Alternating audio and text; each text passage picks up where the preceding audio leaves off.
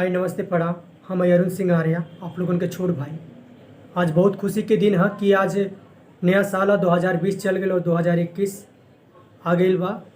तो आज तो सबसे पहले तो नए साल की ढेर सारी शुभकामनाएं आप लोगों के जीवन में बहुत ही अच्छा खुशी आवे।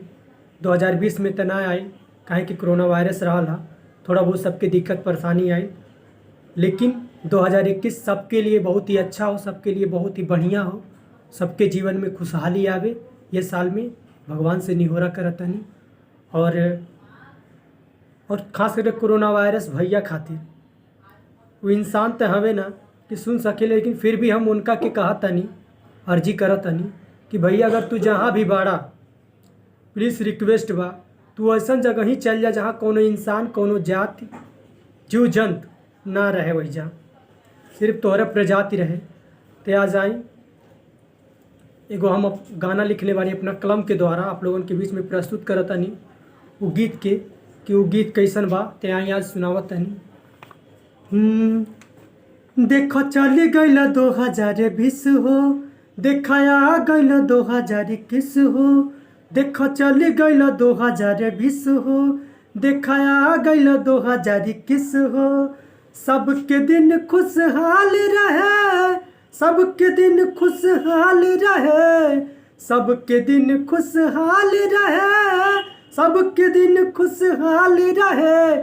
जवन आइल बाटे ने असल कमाल रहे, सबकर जीवन खुशहाल रहे। जवन आइल बाटे ने असल कमाल रहे, सबकर जीवन खुशहाल रहे। इडाला मुखड़ा अंतरा इस तरह बा, सबके खातिर करातानी भगवान से राजी, हमार भाइयों के बनल रहे नाराजी। सबके खातिर करातानी भगवान से राजी, हमारा भाइयों के बनल रहे नाराजी। सबके मल के ठीक हाल रहे, सबके मल के ठीक हाल रहे, सबके मल के ठीक हाल रहे, सबके मल के ठीक हाल रहे। जवन आइल बाटे ने असल कमाल रहे, सबकर जीवन खुशहाल रहे।